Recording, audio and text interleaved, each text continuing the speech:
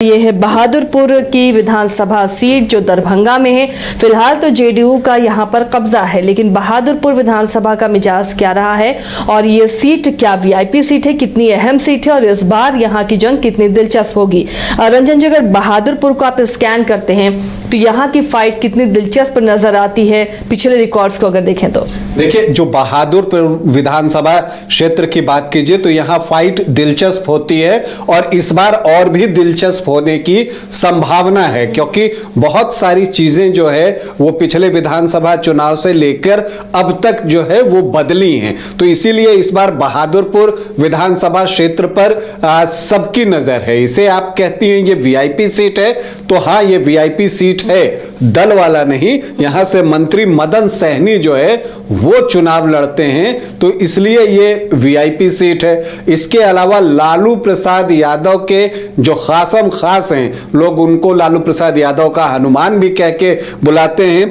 भोला यादव हो सकता है कि बहादुरपुर से आपको इस बार चुनाव लड़ते हुए आरजेडी के टिकट पर दिखें। तो यहां पर वीआईपी का प्रत्याशी होगा, इसकी संभावना कम है, लेकिन यह सीट वीआईपी है। लेकिन जो वीआईपी के सुप्रीमो हैं मुकेश सहनी, उनकी भी प्रतिष्ठा इस सीट पर दांव पर लगी रहेगी। और देखिए, जब आप मल्लाहों के लीडर के तौर पर जब बात करती हैं तो अगर मुकेश सहनी का नाम आता है तो आपको यहां मदन सहनी और हरि सहनी, वो भी इसी क्षेत्र से हैं, तो मदन सहनी तो यहां से चुनाव लड़ेंगे।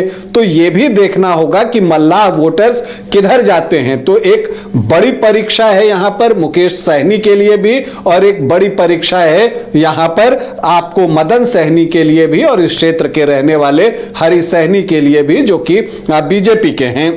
खैर, अगर हम यहां पर आगे देखें तो यहां पर एक चीज दिखता है कि यह एक नई विधानसभा है और 2008-9 परिसीमन के अनुसार इसका गठन किया गया, और यहां पर जो पहला चुनाव हुआ बहादुरपुर में वो 2010 में हुआ। और यहां पर आप एक और चीज देखती हैं कि हर बार जीतने वाले दल का नाम बदल जा रहा है। हालांकि मुकाबला जो है दो सोशलिस्ट पार्टियों के बीच ही हो रहा है, मतलब कि जेडीयू और आरजेडी के बीच ही यहां पर मुकाबला अब तक देखने को मिला है। लेकिन एक बार जेडीयू तो एक बार आरजेडी, फिर जेडीयू, इस तरह से यह क्रम चलता अभी तक आया है। क्या यही क्रम इस बार चलेगा? तो उस हिसाब से जेडीयू के बाद आरजेडी की बारी आ जाती है, तो क्या वो सिलसिला चलेगा? निश्चित तौर पर मदन सहनी ऐसा नहीं चाहेंगे, जेडीयू भी ऐसा नहीं चाहेगा, आरजेडी की चाहत जरूर ऐसी होगी।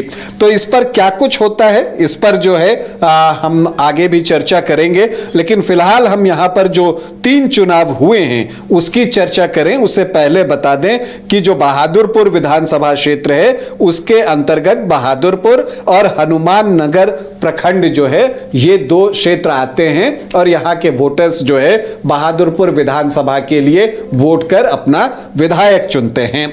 अब अगर हम यहां पर ये देखें तो बहुत सारी चीजें आपको दिलचस्प दिखेंगी। 2010 में यहां से मदन सहनी प्रत्याशी थे और उनके सामने जो है आरजेडी से हरिनंदन यादव थे। कांग्रेस ने यहां से मुरारी मोहन झा को उतारा था, तो भाकपा माले से बैजनाथ यादव चुनाव लड़ रहे थे। और उस वक्त जो है एक चतुष्कोणीय मुकाबला यहां पर देखने को मिला था।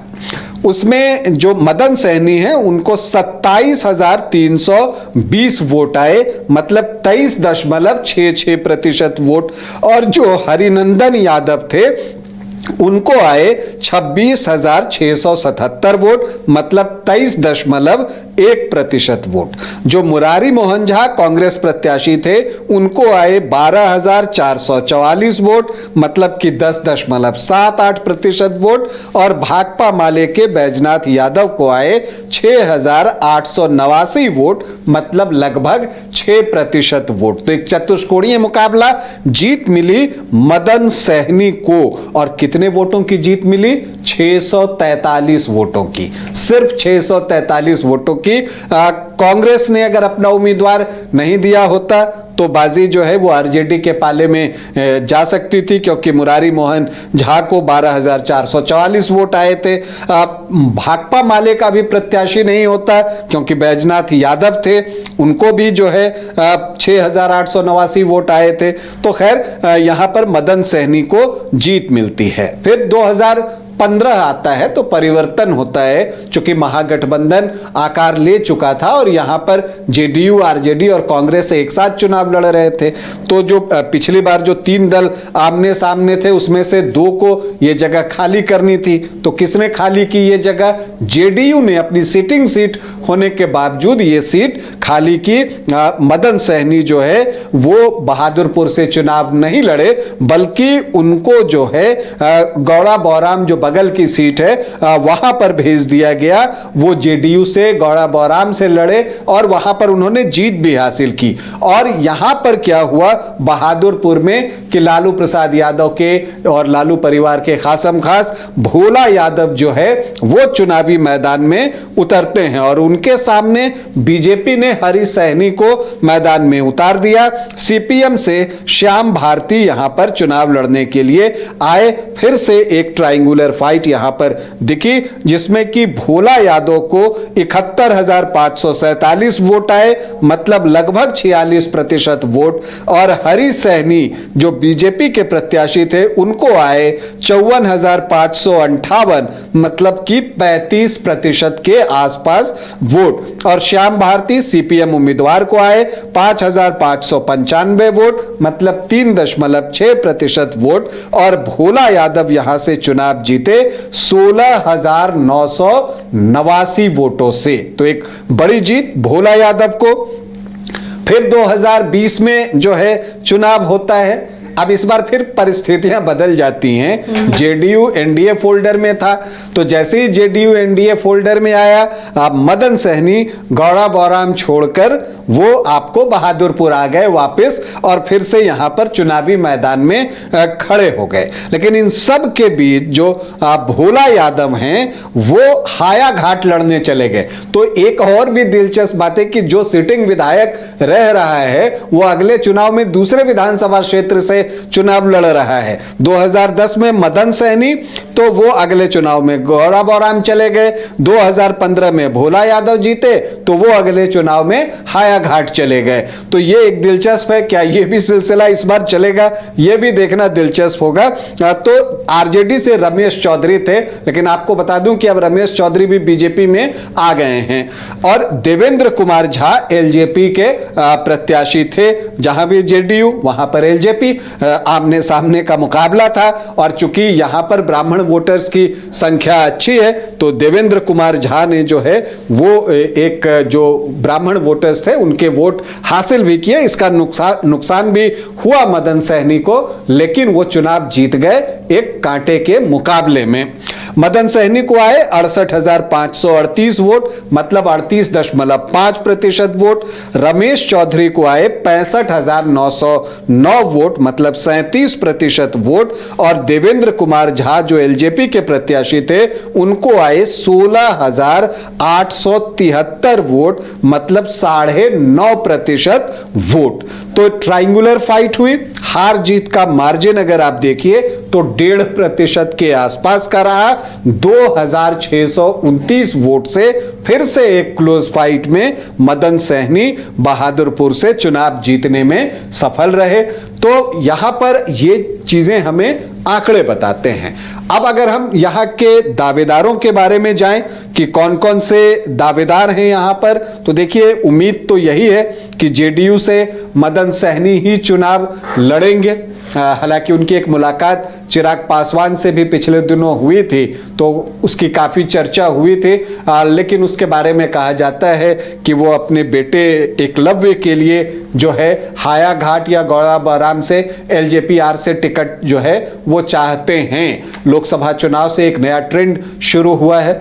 वो आप देखती हैं कि हाँ, शांभवी भी जो है वो एलजेपीआर के टिकट पर समस्तीपुर से लड़ी थी। तो ये एक नया ट्रेंड अब जो है आपको बिहार की राजनीति में देखने को मिल रहा है। रामकृपाल यादव के बेटे की भी बात होती है कि वो एलजेपीआर से जो है वो चुनाव लड़ सकते हैं। तो इंटरेस्टिंग है, एक ये चीज देखने को मिली। अब जब अगर हम बात करें तो भाकपा माले से शम्स तबरेज हैं, वो भी जो है यहां से चुनाव लड़ना चाहते हैं। लेकिन ऐसे सीपीएम के श्याम भारती भी हैं, 2015 में लड़े थे, वो भी जो है जनसंपर्क कर रहे हैं, लोगों से मिल रहे हैं। लेकिन ये भी बात हम आप समझ सकते हैं कि अगर भोला यादव जो कि जनसंपर्क कर रहे हैं इस क्षेत्र में, सदस्यता अभियान का भी वो हिस्सा रहे, यहां पर सदस्य बनाते दिखे, तो चूंकि लालू परिवार से इतने क्लोज हैं कि अगर वो चाह जाएंगे तो वही यहां से चुनाव लड़ेंगे। तो मुझे लगता है कि यहां पर मदन सहनी वर्सेस भोला यादव ही चुनाव देखने को हमें मिलेगा। अब जनसुराज से कौन उम्मीदवार होता है और सबसे महत्वपूर्ण किस जाति से होता है, उस पर बहुत कुछ निर्भर करेगा। तो क्या जाति समीकरण कुछ ऐसा है कि किसी खास को फायदा हो? जी हाँ, ये यहाँ पर ये दिलचस्प है कि यहाँ यादव और ब्राह्मण वोटर्स की संख्या ऑलमोस्ट बराबर है। इसलिए मैंने कहा कि जनसुराज किस जाति से उम्मीदवार देता है उस पर बहुत कुछ निर्भर करेगा। जैसे पिछली बार एलजेपी ने देवेंद्र कुमार झा को चुनावी मैदान में उतारा था तो एलजेपी के जीत का अंतर कम हुआ, वो सिर्फ 2629 वोट से यहाँ पर जो है जेडीयू जीत सका, मदन सहनी यहाँ पर जीत सके। तो ये एक चीज जो है इस बार देखना दिलचस्प होगा कि जनसुराज किस जाति से बहादुरपुर में उम्मीदवार देते हैं, उससे एक अनुमान आपको लगेगा और उसका चुनावी समीकरण पर जो है असर पड़ेगा, चुनाव परिणाम पर भी असर पड़ सकता है। तो एक अनुमान के अनुसार जो जातीय समीकरण है बहादुरपुर का, उसकी भी हम एक चर्चा कर लेते हैं। यहां पर भी अनुसूचित जाति के वोटर्स की संख्या अच्छी है, 21.08% जो है वो अनुसूचित जाति के उम्मीदवार हैं, जिसमें पासवान यहां पर अच्छी संख्या में हैं। इसके अलावा जो मुस्लिम वोटर्स हैं वो भी अच्छी संख्या में हैं, 13.1%, और जो यादव हैं वो 14 से 15% के आसपास हैं। तो ये जो आंकड़ा बनता है वो 27 से 28% के आसपास का बन जाता है।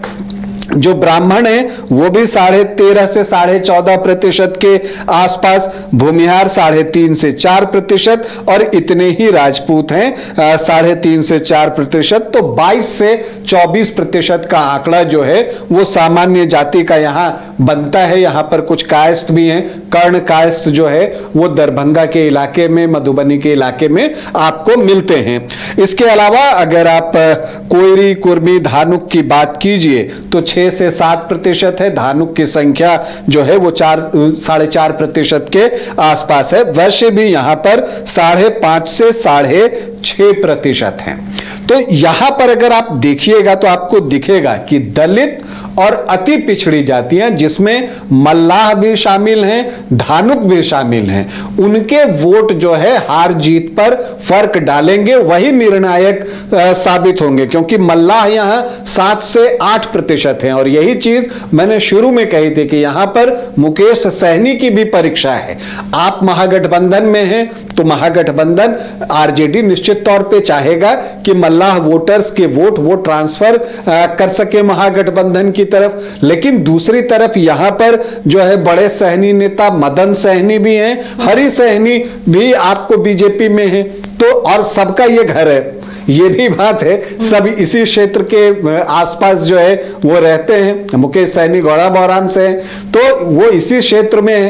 तो यहां पर एक मुकाबला ये भी देखने को मिलेगा और ये दिलचस्प होगा, क्योंकि यहां पर जो है सहनी वोटों पर जो है ये दोनों तरफ से नजर होगी और सहनी वोटर्स किधर जाते हैं उस पर यहां का परिणाम बहुत कुछ निर्भर करेगा। इसी तरह से धानुक वोटर्स यहां पर हैं, मंगनीलाल मंडल जो है आरजेडी आरजेडी के प्रदेश अध्यक्ष बनाए गए हैं, वो भी इसी एरिया के हैं, तो उन पर वो क्या असर डालते हैं? क्योंकि आमतौर पर पिछले चुनावों में हमने देखा है कि अति पिछड़ी जातियां, धानुक हो, मल्लाह हो, वो एनडीए को वोट करते हैं। तो अब इस बार क्या होता है, इस पर जो है वो बहुत कुछ जो है वो निर्भर करने वाला है। तो अगर हम बहादुरपुर विधानसभा को समअप करें तो ये कहना होगा कि यहां पर जो दलित वोटर्स हैं, अनुसूचित जाति के वोटर्स हैं, और जो अति पिछड़ी जातियां हैं जिसमें मल्लाह, धानुक सभी शामिल हैं, उनके वोटों को जो ज्यादा साध पाएगा,